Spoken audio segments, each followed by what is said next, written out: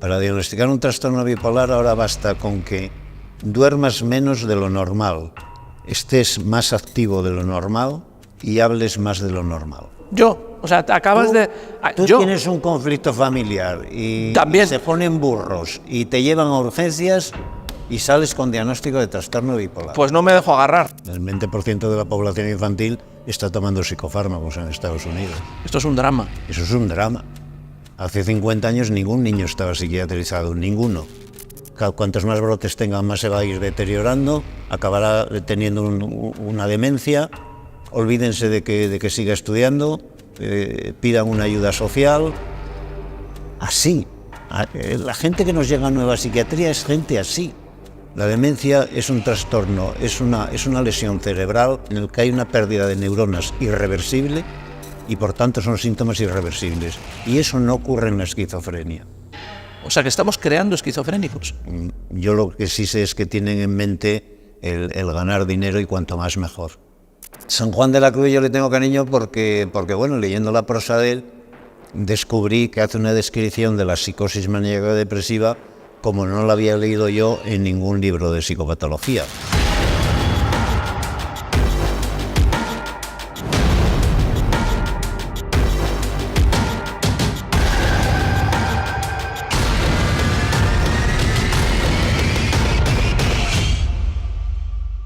No es casualidad que estemos hoy en una cárcel, no es por morbo, evidentemente. Es un lenguaje simbólico que queremos contar también, porque yo creo que no hay mayor condena, o una de las condenas más difíciles de llevar en esta vida es que te diagnostiquen un trastorno mental. De esto vamos a hablar, de diagnósticos de trastornos mentales, de condenas, con Javier Álvarez, un amigo, un psiquiatra jubilado, dices tú. Sí. Pero yo creo que en la jubilación estás ejerciendo o dando más guerra que cuando estabas en activo, ¿no? Porque Javier Álvarez ha estado varias décadas de psiquiatra en el Hospital de León. Allí descubres o entiendes o compruebas que la psiquiatría, llamémosle oficial o llamémosle la psiquiatría que todos conocemos, pues es mejorable, susceptiblemente mejorable, y después en tu jubilación fundas Nueva Psiquiatría, Sí. que es una asociación sin ánimo de lucro, que por resumirlo es una asociación que lo que busca es hacer una revisión de la psiquiatría convencional para mejorarla. Y me gustaría que lo primero que dijeras es ¿por qué fundas Nueva Psiquiatría? El fundamento, ¿por qué? Yo en mis primeros años de ejercicio como psiquiatra podía hacer una psiquiatría bastante decente, bastante humanista, una psiquiatría con alma, bastante psicoterapéutica, bastante psicoanalítica, es decir, trabajar con la persona, buscando los problemas de la persona, las vivencias de la persona, los conflictos de la persona, olvidándome de los diagnósticos y de los psicofármacos. Los psicofármacos se empleaban puntualmente para situaciones concretas, pero el trabajo de fondo era el trabajo relacional con el paciente. Y esto, a partir del año 1980, se truncó. Se truncó porque salió una tercera edición del DSM, del Manual Diagnóstico y Estadístico de los Trastornos Mentales, que publica la Asociación Americana de Psiquiatría, y en la tercera edición, la de 1980, implicó una serie de cambios que fue la ruina de la psiquiatría. Implicó una serie de cambios que acabó con toda la psiquiatría humanista, con toda la psiquiatría psicoterapéutica y convirtió la psiquiatría en una máquina de hacer diagnósticos, ya sabemos cuáles son las razones biológicas de los diagnósticos y ya sabemos cuáles son los tratamientos farmacológicos específicos para esos diagnósticos. Tres mentiras no, la primera no es mentira. A partir de ese momento el diagnóstico empieza a ser obligatorio. Cuando yo empecé a trabajar en mis primeros años, el diagnóstico era completamente opcional, no había por qué hacer diagnóstico, no era importante el diagnóstico, como es lógico y natural, era importante la persona. Pero a partir de ese momento es obligatorio el diagnóstico y luego vienen esas dos mentiras añadidas. Ya conocemos las alteraciones neurotransmisoras de los trastornos psiquiátricos y ya disponemos de fármacos específicos para esos trastornos. A mí me sorprendía que todo el mundo se callase, que nadie dijese nada, porque había mucha gente que había trabajado como yo, en la misma línea que yo, y me sorprendía que nadie levantase la voz, que nadie dijese, pero bueno, ¿cómo estamos consintiendo esto? Pero esa fue la realidad y entonces yo poco a poco fui haciendo mi trabajo a mi manera, pero ya separado del conjunto, del grupo, aislado, viendo que estábamos haciendo una psiquiatría que era más dañina que beneficiosa. ¿A qué obedece, Javier, según tu criterio, que en ese momento concreto, en los años 80, en ese manual del DSM, deciden hacer este cambio, que yo creo que va en la línea también del abuso del fármaco que estamos viviendo, no solo en los trastornos mentales, sino en toda la medicina, ¿no? En todos los ámbitos de la medicina? Pero ¿tú crees que esto está orquestado? En un momento dado, ¿las farmacéuticas cogen más poder del que ya tenían o hay una decisión de cosificar a los pacientes? ¿Tú crees que no es casual esto, que ocurre por que alguien decide que ocurra? Sí, yo creo que no es casual. En el British Medical Journal, la revista más prestigiosa de medicina interna probablemente del mundo, había un artículo que se titulaba algo así como Conflictos de interés entre la Biblia de la psiquiatría y las farmacéuticas. La Biblia de la psiquiatría es el DSM. Y la noticia era, muy resumidamente, que en los últimos 5 o 6 años los encargados que están preparando el nuevo DSM-6 han recibido, me parece que $13 millones de las farmacéuticas. Para mí es concluyente que quien está manejando el DSM es la industria farmacéutica. Es un blanco y en botella, que se suele decir. Pues yo creo que es un blanco y en botella. Y no es por ser destructivo ni excesivamente crítico, pero creo que es un blanco y en botella. Para que la gente que no tenga conocimientos de psiquiatría, el DSM es un manual donde están los diagnósticos que un psiquiatra o un psicólogo puede diagnosticar. En los años 60, creo que te he escuchado decir alguna vez, eran como 100 posibles diagnósticos, sí. Y en las ediciones, para que la gente lo escuche, en las sucesivas ediciones ha aumentado hasta el punto de... Pues más de 350. El primer DSM se publicó en el año 1950 y tenía 105 trastornos. El DSM-5 se publicó en 2012 y tiene algo más de 350. Y objetivamente ha habido un 300% más de aparición de nuevos trastornos, o es que algunas dolencias, no sé cómo llamarlo en vuestro ámbito, o sea, algunos síntomas se les considera diagnóstico y antes no, o cosas que en la vida nos pasan, como que se te ha muerto un familiar y estás de duelo, ahora creo que está recogido como que es un trastorno mental. Sí, el duelo, si dura más de un año, es un trastorno mental. Lo que hace el DSM es coger variantes de comportamiento que no tienen por qué significar nada patológico, ni tienen base biológica, ni tienen rabo de gaitas, sino son variantes de comportamiento y las etiqueta como trastornos.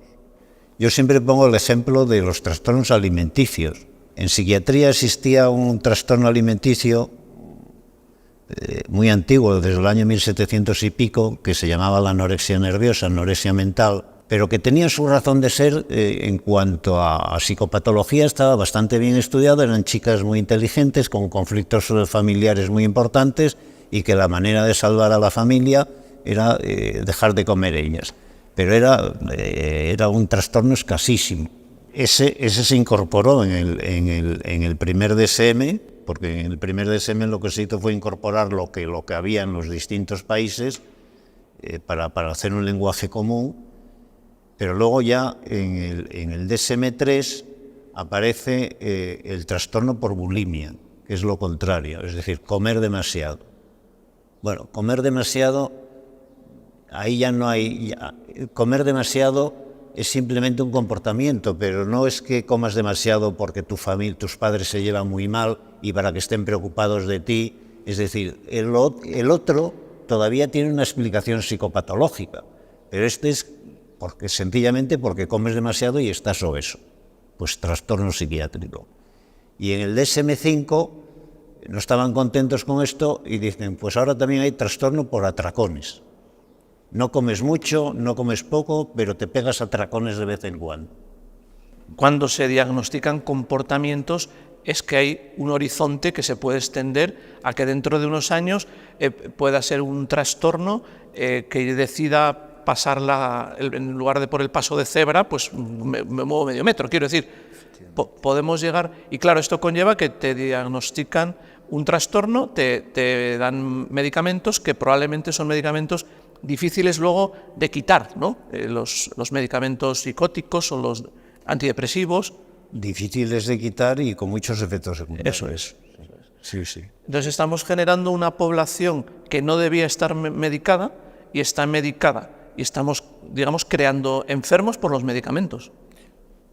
Sí, sí, lo dices tú mejor que yo. No, estoy... Siempre lo dice el mejor que yo.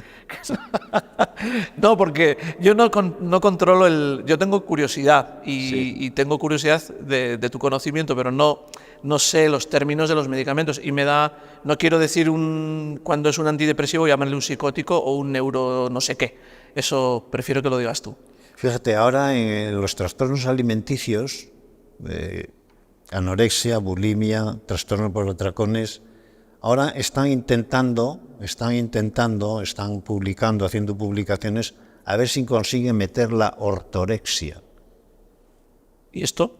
Pues eso significa que te preocupas excesivamente por tu alimentación.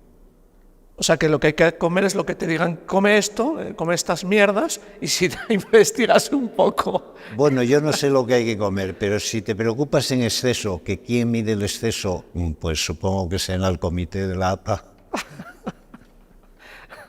O sea, es un poco un cachondeo, pero un cachondeo... Un cachondeo serio porque se está llevando gente por delante. Triste. Porque yo creo que yo prefiero ser un trastornado, porque pues yo me preocupo por la alimentación. Lo que no voy a hacer es medicarme, pero creo que lo que están haciendo es cualquier persona que se salga, es una apreciación mía, de la franquicia humana que veo que desde hace tiempo se está intentando franquiciar la humanidad, hacer una serie de franquicias, que seamos todos parecidos dentro de unos grupos para poder controlar, y el que se mueve un poquito de esas normas es un problema. Y el problema es que para evitar el problema... Bueno, ha habido siglos en que te disparaban y ya está, pero ahora venga, te vamos a sedar un poquito, te vamos a dar unas pastillas para amansarte. Yo creo que estamos amansando comportamientos porque no sabemos qué hacer con ellos. Sí, yo no sé si quieren amansarnos, yo me quedo en el nivel del dinero, de las farmacéuticas. O sea, que hay fármacos, los antipsicóticos. Hay antipsicóticos de hace 50 años que siguen siendo tan efectivos como los nuevos. Y valen 0,20 céntimos o la caja, o 10 céntimos. Y los nuevos valen 50 euros o 100 euros la caja. Y son prácticamente iguales. Sulpiride y amisulpiride. Son exactamente iguales. El sulpiride vale 10 céntimos y la amisulpirida vale pues 100 euros la caja. Yo lo que sí tengo claro es que lo que les mueve es el dinero. Eso es una de las grandes explicaciones. De momento se puede comprar el supiride de 10 céntimos, llegará un día en que lo quiten, para que solo puedas... Estoy columpiándome, porque a lo mejor ya lo han quitado. Por eso, recuerda que eres... un ejemplo que a lo mejor ya lo han Recuerda quitado. que eres jubilado y no ejerces. Bueno, sí ejerces, Javier. Vamos a hablar un poco más de nueva psiquiatría, que parece que se ha quedado ahí como un dato anecdótico y no lo es, esta asociación... No, yo antes de dejar el DSM quería hacer otra anotación. Las que quieras. El DSM-3 facilitó los diagnósticos de esquizofrenia y de trastorno bipolar de una manera brutal y absurda. De tal manera que a lo que hoy llaman esquizofrenia y trastorno bipolar no tiene nada que ver con lo que antes del DSM-3 se llamaba esquizofrenia y el trastorno bipolar se llamaba psicosis maníaco-depresiva. Esos dos trastornos psiquiátricos que estaban relativamente, bueno, se habían hecho estudios psicopatológicos profundos a lo largo de 100 años y tenían una cierta posibilidad de que existiese algo parecido a eso, aunque se desconocían las causas. Pero para hacer los diagnósticos se requerían unos criterios muy estrictos. Y el DSM-3 rompió completamente con esos criterios, puso dos chorradas que son alucinaciones e ideas delirantes, y con eso, que puede ser debido a 1000 razones, han llenado el mundo de personas diagnosticadas de esquizofrenia y de trastorno bipolar, que son los dos diagnósticos más graves de la psiquiatría, porque se supone o se hipotetiza que son congénitos, que son hereditarios, que son para toda la vida y que por tanto el tratamiento hay que tomarlo toda la vida, y estás condenando a millones de personas a ser personas muertas en vida. Y esto quería decirlo porque me parece importante. Yo quería hablar de eso porque sé que son dos de tus caballos de batalla y creo que son las dos enfermedades, he dicho mal, los dos trastornos mentales que a todos nos asustan, que cuando tienes un ser querido, un amigo que pues, tiene esquizofrenia, trastorno bipolar, es como que, por decirlo de alguna manera, y equiparar como el cáncer en la otra, ¿no? Es una palabra... Sobre todo la esquizofrenia. La esquizofrenia, ¿no? Porque lo asociamos a agresividad, lo asociamos a que no se puede convivir con esa persona porque puede ocurrir un acto violento. Es impredecible lo que puede hacer, pero la connotación más grave de la esquizofrenia es que te deteriora. Es decir, a medida que se van repitiendo los brotes de esquizofrenia, las brotes de esquizofrenia, los periodos de enfermedad, se va produciendo un deterioro. ¿A qué nivel es el deterioro? A nivel cognitivo. Y el sujeto acaba con una demencia. Es mentira. Esto es mentira. Es mentira. Es mentira, pero cuando nació la esquizofrenia se hipotetizó que a medida que se repetían los brotes se podía producir un deterioro cognitivo. Y eso ahora se ha convertido en palabra de Dios, y el esquizofrénico, lo primero que le dicen a un chaval, a la familia del chaval cuando lo diagnostican, bueno, tiene que tener mucho cuidado porque si no toma la medicación, si no evitamos que haya recaídas y no toma bien la medicación, acabará demenciándose. No hay demencia esquizofrénica. Por más que digan ellos, no hay demencia esquizofrénica. La demencia es un trastorno, es una lesión cerebral, en el que hay una pérdida de neuronas irreversible y por tanto son síntomas irreversibles. Y eso no ocurre en la esquizofrenia. O sea que estamos creando esquizofrénicos. Estamos creando esquizofrénicos. Esto es dramático. Estamos creando esquizofrénicos, pero fíjate que, claro, si yo voy con mi hijo de 18 años al psiquiatra y me dan este mensaje, el psiquiatra deja de mirar para mi hijo y mira para mí y me dice, bueno, lo que tiene en casa es una bomba de relojería, es para toda la vida, es una enfermedad muy grave, cursa por brotes, cuantos más brotes tenga más se va a ir deteriorando, acabará teniendo una demencia, olvídense de que siga estudiando, pidan una ayuda social. Así. La gente que nos llega a Nueva Psiquiatría es gente así. ¿Así estamos a día de hoy? Así estamos a día de hoy. Y son miles y miles de personas. Y son cientos de miles de personas en España. En Nueva Psiquiatría, cuando os viene un caso de una familia que tiene una persona con esquizofrenia, o viene la persona, ¿cómo abordáis? ¿Cuál es vuestra metodología? ¿Cómo es el proceso en Nueva Psiquiatría? Bueno, pues Nueva Psiquiatría funciona por grupos. En estos diagnósticos graves suelen llegar primero los familiares, antes que el afectado. Pues los asignamos a un grupo. Pues ahora me está viniendo a la mente unos padres de La Coruña,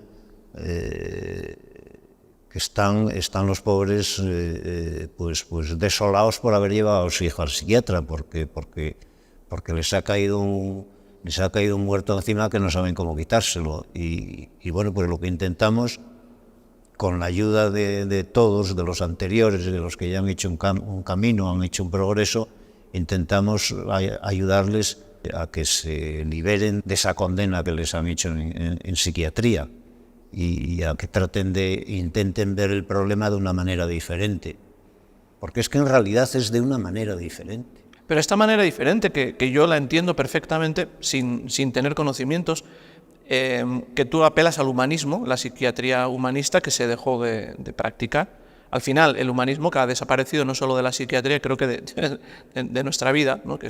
Y que te obligan a ti a ser un héroe simplemente por decir ser humano. Es curioso que ahora el rebelde tiene que ser el que simplemente es lo que tiene que ser, humano, y tratar a las personas como personas, que esto es una desgracia que tenemos en este tiempo. Pero a lo que voy, esta manera de tratar, que supongo que en esos grupos habrá familiares, pero también habrá psicólogos o tendrás algunos compañeros, no estarás solo tú en toda esta aventura, ¿no? Dime por favor que hay algún psiquiatra más que piensa como tú, porque entonces me voy corriendo. Psicólogos tenemos algunos. Psiquiatras no tenemos, pero mira, Óscar. Tranquilízame con lo que vayas a decir ahora. Sí, yo estoy percibiendo que hay muchos psiquiatras, que empieza a haber psiquiatras, cada vez más psiquiatras, que se están haciendo conscientes de que no pueden seguir funcionando así. Yo entiendo que los psiquiatras no entren en nueva psiquiatría, porque tú imagínate que yo acabo de sacar la especialidad de psiquiatría y me dan una plaza provisional en un centro de salud mental en Brihuega, provincia de Burgos. Si yo digo la 10ª parte de lo que he dicho aquí, el contrato de 3 meses es definitivo y a la calle. Ya. Sí, que tú estás liberado porque ya está. Pero yo veo que cada vez hay más psiquiatras que por ejemplo, pues al principio, cuando los usuarios nuestros le decían al psiquiatra que estaba en nueva psiquiatría, eran todo: ¿dónde te has metido? Eso es una secta, eso no sé qué, eso patate. Y ahora cada vez son más tolerantes, cada vez dicen, bueno, pues si te va bien. Es decir, van cambiando yo creo que algo está cambiando. Bueno, yo creo que algo está cambiando. O sea, yo creo que el péndulo de la deshumanización, del materialismo, del biologicismo este estúpido, que además no ha demostrado nada. O sea, es que a mí me pone de mal humor, porque dicen, no, ya tenemos marcadores. Bueno, si ustedes tienen marcadores, ¿por qué no los ponen en el informe clínico? Yo cuando salgo de una consulta de neumología, si he tenido una tuberculosis pulmonar, me ponen exploraciones complementarias, bacilo de Koch. Bueno, pues tengo un marcador ahí. Es seguro que he tenido una tuberculosis. Si ustedes tienen 27 marcadores para todo, ¿por qué coños no ponen ninguno en ningún informe clínico? Y lo único que ponen son vivencias subjetivas. El paciente tiene un diálogo prolijo, el paciente tiene en fin, todo subjetividades, pero nada objetivo. Porque las dos que has dicho de la esquizofrenia eran delirios y... Ideas delirantes. Ideas delirantes y otra conducta... No más. No más, pero... La esquizofrenia basta esa. Con esa basta, pues si la mitad de los políticos que tenemos las tienen. No voy a decir... Bueno, yo ya no me atrevo No, pero yo sí me atrevo, no voy a decir nombres. O sea, ideas delirantes, es que estamos en manos de gobernantes que tienen ideas delirantes constantemente, y por no hablar de obsesiones, con lo cual yo creo que el mundo que vivimos es una auténtica locura. Y lo dije mal, porque el trastorno bipolar es mucho más sencillo de diagnosticar. Para diagnosticar un trastorno bipolar ahora basta con que duermas menos de lo normal, estés más activo de lo normal y hables más de lo normal. Yo Bueno, Yo, o sea, acabas de... tú yo, tienes un conflicto familiar y También. se ponen burros y te llevan a urgencias y sales con diagnóstico de trastorno bipolar. pues no me dejo agarrar, pero yo, es que ¿quién no, No, tiene...? es que con el talante que tienes tú, que eres expansivo, que... Me estás diagnosticando algo ahora mismo. No, Sí, es que para te veo, nada. que te veo venir, Javier. No, pero te lo diagnosticaría. Que ya lo sé, sí, ya lo sé. Es así, o sea, te ven que... y tu familia lo corrobora, sí, se levanta por la noche 4 veces y no sé qué, no duerme, patatín, trastorno bipolar. Claro, y ya empieza... Enfermedad endógena, hereditaria, para toda la vida, tratamiento para toda la vida. La única ventaja que tiene con respecto a la esquizofrenia es que no demencia, pero eres un enfermo para toda la vida. Y cuando quieres quitarte el tratamiento, no te dejan. No te dejan, la familia no te deja, el psiquiatra no te deja, y si lo haces tú a la fuerza y levantas un día la voz, ves, ya has recaído a urgencias. Estamos hablando de miles, decenas de miles de personas en España. En el caso de trastorno bipolar estamos hablando de millones, de más de 1 millón de personas. En España. Sí.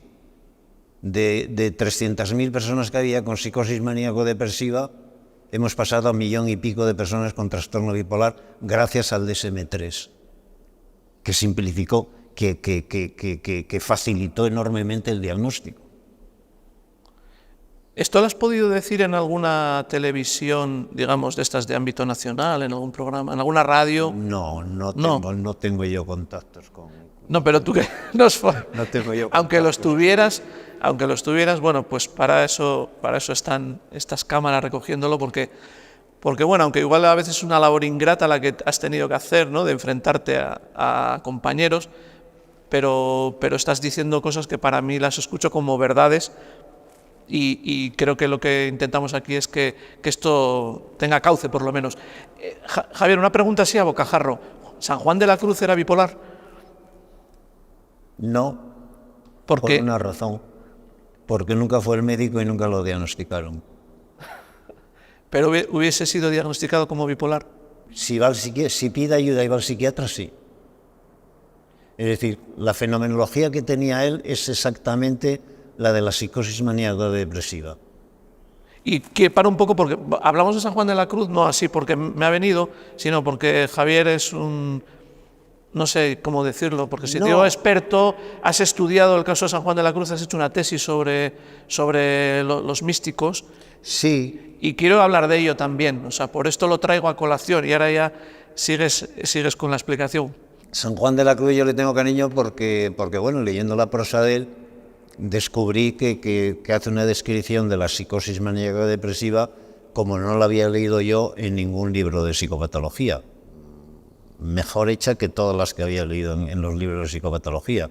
Las fases melancólicas de depresión grave. ¿Noche oscura del alma? La noche oscura del alma, la noche pasiva del espíritu y la fase contraria, que también es purificación pasiva del espíritu, que son los estados de éxtasis, de gozo, de exaltación, de unión con Dios, bueno, es la fase depresiva y la fase maníaca. Pero no se puede decir que haya sido un bipolar. Bueno, lo que quería decir es que es la misma fenomenología, lo que pasa que los teólogos le llaman purificación pasiva del espíritu y los psiquiatras le llamaban psicosis maníaco-depresiva. Ahora ya a la tontería esta que han convertido el trastorno bipolar le llaman trastorno bipolar a todo, pero antes para diagnosticar psicosis maníaco-depresiva, que el nombre que se tomó luego es el de trastorno bipolar, es decir, es la misma entidad clínica, pero que le cambian el nombre y le cambian los criterios diagnósticos. Para diagnosticar una psicosis maníaco-depresiva necesitabas la fase depresiva melancólica grave y la fase maníaca de perder completamente el control, ¿no? ¿Tú crees que es necesario para vivir un éxtasis espiritual, ya no lo digo solo como psiquiatra, tener estas fases de melancolía o esta noche oscura del alma? ¿Crees que el proceso tiene que hacerse tocando ese fondo para subir hasta esa iluminación? Es muy compleja la pregunta, pero sí, si quieres tener vivencias de unión con Dios, tienes que tener esas fases. Bueno, o sea, no me extraña, quiero decir, en la historia de todos los santos hay el sufrimiento o enfrentarse a sus... En la historia de todos los místicos hay depresiones severas y fases de gozo también severas. Que eso no quiere decir que sean más espirituales que el que no las tiene. No, evidentemente. Ni que la vida espiritual sea simplemente tener un éxtasis. En la materia está el espíritu de la misma manera.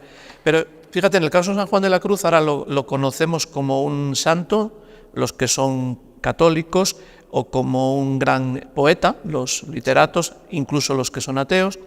O sea, un genio humano, una persona que ha aportado a la humanidad. Sí.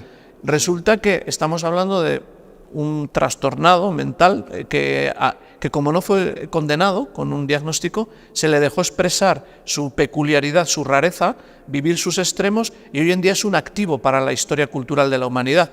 Probablemente ahora estamos acallando y aquietando a genios, a gente que tiene algo peculiar que enseñarnos, y nos resultan incómodos y los empastillamos.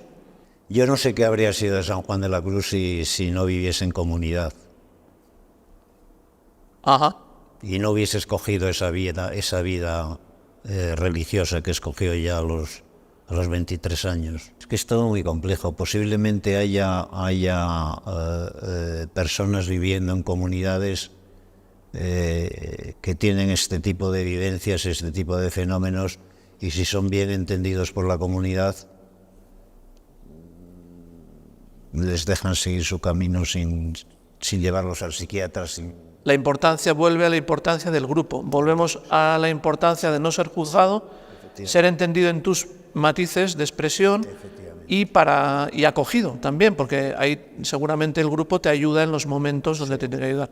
Que esto es lo que quizás falta ahora, ¿no? Que es a lo que tú apelas desde Nueva Psiquiatría y con tu discurso, que si fuéramos un poco más acogedores con las personas, necesitaríamos menos diagnóstico y menos fármaco, más comprensivos. Y eso es lo que intentamos ayudar o enseñar o promover en los grupos de Nueva Psiquiatría.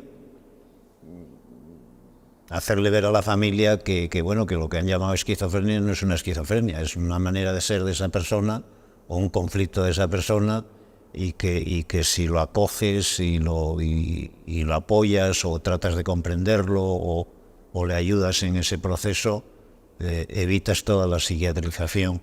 Todos los grandes psicoanalistas han dicho eso. La personalidad es el resultado de la interacción social en los primeros años de vida. Déjenme ustedes de historias que no conocen nada de que si hereditaria, que si patatín, que si patatán. Es el resultado de la interacción social en los 6-7 primeros años de vida. Que generalmente son en el entorno familiar. Claro. Y ahora mismo que la familia... Y ahora que no hay familia, pues yo no sé cómo será la personalidad de la gente. De hecho, en Estados Unidos está psiquiatrizada el 20% de la infancia. El 20% de la población infantil está tomando psicofármacos en Estados Unidos. Esto es un drama. Eso es un drama. Hace 50 años ningún niño estaba psiquiatrizado, ninguno. Y con visos a crecer. Bueno, como tú has dicho, hasta que el péndulo del materialismo empieza a girar hacia otro lado. El otro día le escuchaba decir a Bruce Lipton, el biólogo, que es necesario el colapso, y que bienvenido sea el colapso de este sistema para que pueda ir el péndulo hacia el otro lado, ¿no? Quizás tenemos que vivir ya un abuso total para que, como tú dices, esos psiquiatras que empiezan a tener conciencia se manifiesten o nos manifestemos todos. No sé. La idea del colapso me gusta, porque yo también creo que va a haber un colapso. Bruce Lipton le escuché el otro día, pero no lo decía alegre. Gracias a que va a haber un gran colapso. Esto no quiere decir que va a explotar el mundo ni nada, que el sistema como está creado ya es insostenible. Y es insostenible y va a haber un colapso y va a haber que reorganizarlo todo. Y probablemente ahí las fuerzas más bondadosas o las visiones más humanistas sean las que tengan que liderar. Porque no va a haber un colapso para volver a lo mismo y peor.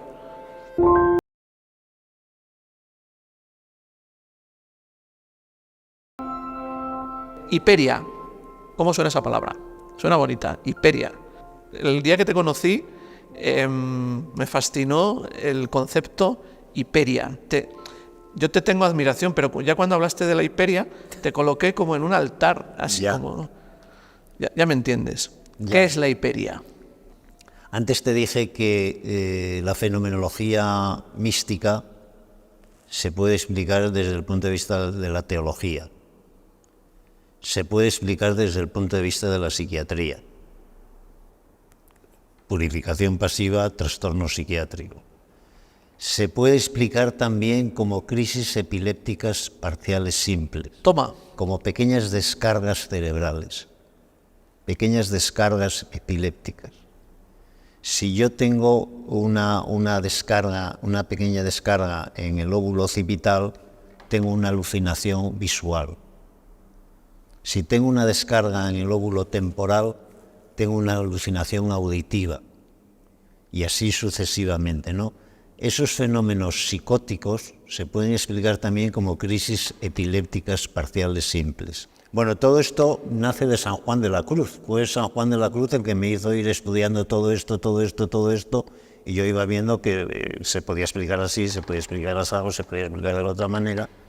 Y luego lo que constato es que los mayores genios y creadores de la historia tenían esa fenomenología.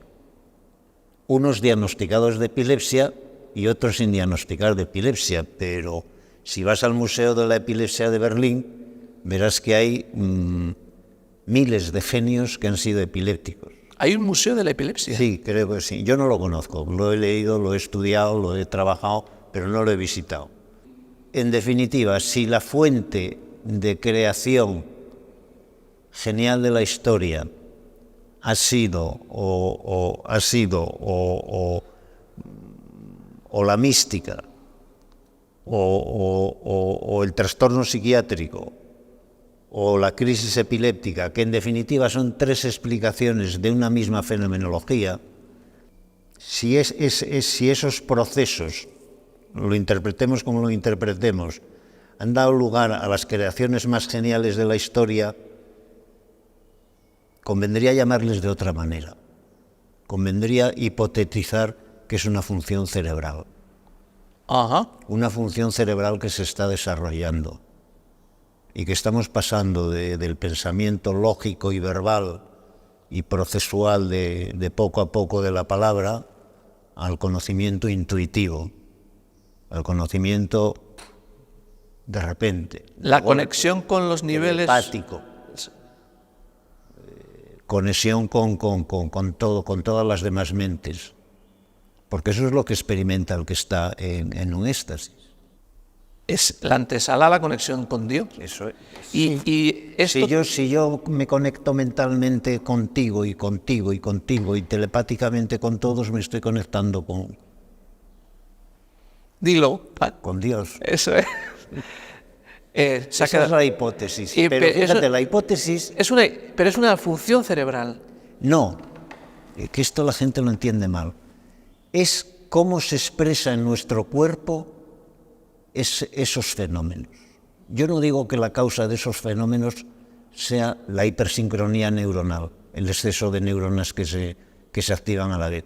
Yo digo que cuando una persona entra en ese estado o tiene esa vivencia, en el cerebro se produce eso.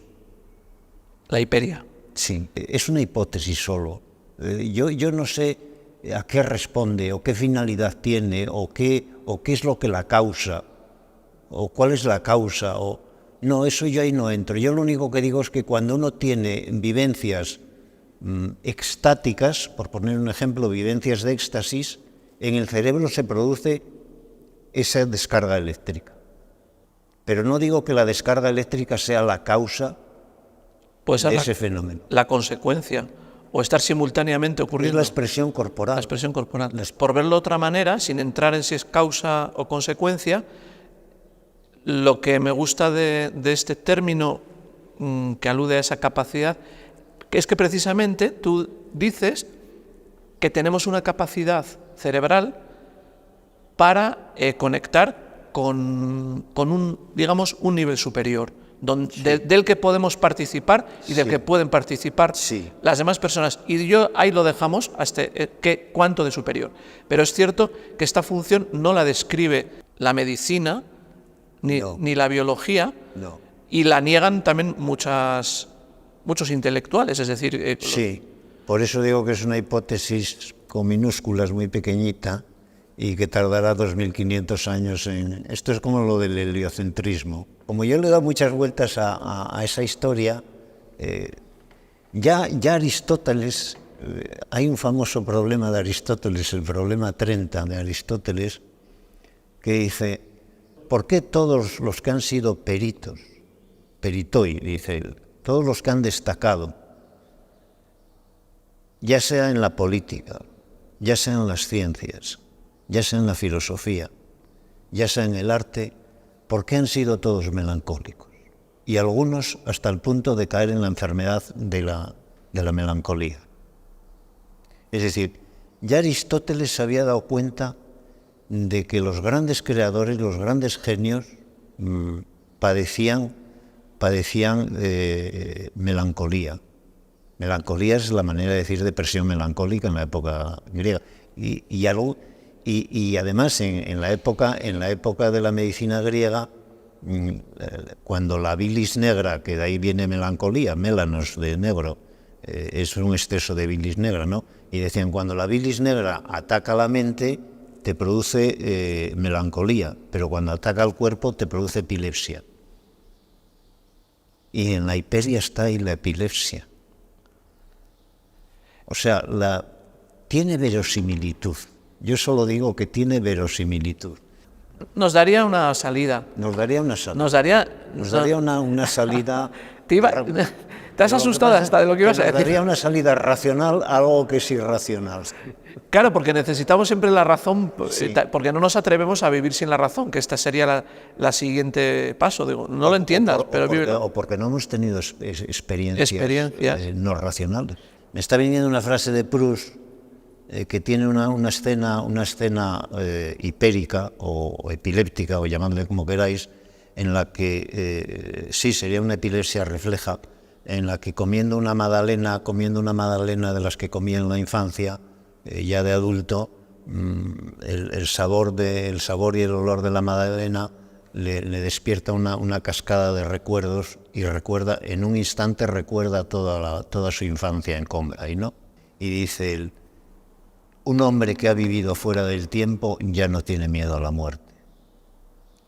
Que era un poco lo que estábamos... Sí, es esa puerta, es como... decir, el que tiene la vivencia estática, le queda la certeza de que hay otra realidad.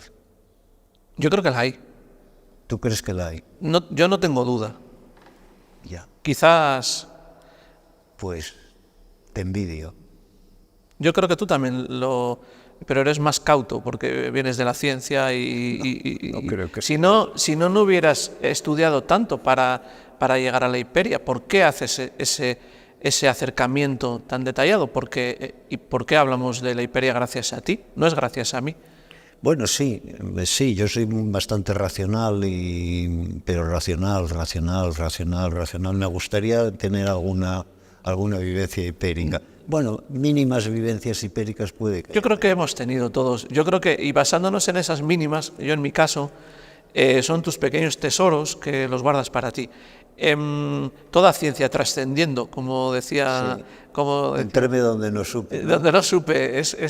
Bueno, y por lo menos nos debería bastar que algún compañero o compañera humano lo hayan tenido, porque nos valen los ejemplos de las personas para todo menos para eso. Es curioso, ¿no? Es curioso que les hacemos caso en cualquier ámbito de la vida, menos en el de la hiperia o la conexión espiritual. Si alguien ya lo ha tenido, nos debería bastar también, pero sí. Pero eso no lo atendemos. Sin embargo, si nos dicen que el dinero se gana así, o si vas aquí va a ocurrir esto, creemos a pies juntillas. Pero necesitamos, yo creo que más hipéricos, necesitamos más gente que nos dé esperanza de vivir, porque yo creo que también, no sé si es un trastorno mental, pero veo que la gente ahora no tienes esperanza de vida porque no cree en la trascendencia, no hay un sentido de vida de la que se está viviendo, y además de no haber sentido, la vida no es buena en calidad. Entonces, claro, hay gente que está perdida. Estamos muy perdidos, Javier. Estamos, sí. Entonces, bueno, el objetivo de esta charla, y que todas las charlas, es dar esa esperanza, o por gente que nos esté viendo con trastornos mentales, que pueda decidir todavía de meterse en un camino, una condena de medicamentos, y con esto no es antimedicamento, pero sí de antiabuso del medicamento, y que pueda optar por la gente que quiera recurrir a vosotros. ¿Tenéis una página web? Sí, nuevapsiquiatria.es. Me hizo gracia porque te escuché un vídeo en el que decías, yo soy un privilegiado porque soy un jubilado, sí, que gano esta pensión, que yo no la voy a decir, tú lo dijiste, y me sobra con esto, entonces no voy a pedir nunca dinero para Nueva Psiquiatría. Esto también es una declaración de intenciones, de que no quieres que ninguna institución fagocite, ¿no? No, de ninguna manera. No, porque lo has dicho tú, nos fagocitarían. Eso es. En el momento en que dependas del dinero de ellos, ya tienes que hacer lo que digan ellos. Y diagnosticar lo que te digan. Claro. Claro. Bueno, no quiero ser crítico, pero muchísimas asociaciones de salud mental que hay en España ahora están pagando a 5 o 6 empleados y están cogidos. Claro. Porque si dicen la verdad, se quedan sin el dinero para pagar a esos empleados. O sea, Nueva Psiquiatría es un altruista total, y sí, todos los que estáis ahí. Sí. De Nueva Psiquiatría me gusta la palabra asociación también, sea de psiquiatría o de maquetas de barcos. Sí. Creo que cura más la asociación que el fundamento de la asociación, porque nos están atomizando, y para que seamos extremos individuales de una conexión de una red. En cuanto se juntan más de 2 personas y hablan, empieza a aparecer aquí algo de milagro humano. Sí. Si son 4, si son 50, sí, es la regeneración, que creo que nos tenemos que volver a asociar. Y nos están llevando en la línea contraria, justamente, sí, contraria. Porque hay un trastorno en la infancia que se llama trastorno por desinhibición social. ¿Cómo? Que es que un niño pequeño va por la calle y se dirige a los extraños con naturalidad. Va por la calle y se acerca no a los vecinos, sí, a los extraños, porque ahora somos todos extraños, así lo define el DSM-5, que interactúa con los extraños con demasiada espontaneidad. Se va un niño por la calle de 3 años, se acerca a ti, te coge los zapatos y ríe contigo, y tiene un trastorno de desinhibición social. Esto está en el DSM-5. ¿Por qué no los quemamos en la hoguera, los DSMs? Eso es brujería. Fijaros qué cosas, Fijaros qué cosas. Pero claro, como ahora se lo dices a los padres y dicen, pues no me extraña porque hoy no te puedes fiar de nadie. Claro. Y estamos metidos en ese... En cárceles, Javier, estamos en una cárcel, estamos metidos en cárceles a veces familiares, en cárceles de ideas que nos han metido, y se trata de abrir las puertas de la cárcel. Javier, ha sido una charla, no te quedes con nada por decir, que te conozco, y... No, yo creo que ya he dicho todo. Sí, que el siglo XXI será místico o no será siglo XXI. Ese es mi Javier. Karl Rahner.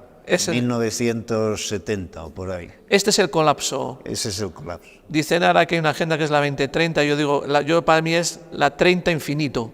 Efectivamente. Esta es la agenda que me interesa, no la otra, con todos los respetos y cariños. Me interesa la 30 infinito. Venga, hacer todo lo que había que hacer, el colapso va a ser ahí, 30. Vale, era el plan, ¿no? Vale, ¿os funciona? ¿Nos funciona? No, pues venga, dejémonos de chorradas, esto no funciona. O aquí o comemos todos, o la tierra es del que la trabaja, como dice, o sea, no puede haber tanto intermediario sin trabajar, ganando mucho dinero. O sea, tiene que haber una consecuencia lógica de tu esfuerzo. O reorganizamos todo esto y un mundo más natural, que somos naturaleza. No somos hijos de la tierra, es el problema, somos frutos de la tierra. Al ser fruto, somos naturaleza. y ninguna manzana va a castigar al árbol que la ha creado. Entonces, creo que tenemos que vernos como frutos de la naturaleza, amar la naturaleza, comemos solo de la naturaleza, todavía no hay alimentos sintéticos. Entonces, no sé cómo no entendemos eso como fundamento y luego ser animales sociales en amor y armonía, y que vayamos creando la humanidad que está secuestrada y perdida. Y yo creo que tú eres un cosedor de esos retazos que has ido encontrando. Gracias por tus años de estudio, por ese misticismo melancólico que no te atreves ni tú mismo. Cuando mirabas para arriba, yo te he visto como, sí sé que estás, pero deja... Pero no te encuentro. Pero no te encuentro. Javier, un placer. Igualmente. Gracias, sigue Oscar, tu melancolía, porque tú todo el rato no te has dado cuenta, pero te estabas definiendo cuando hablabas de los genios. Entonces, claro, me lo has dejado muy claro.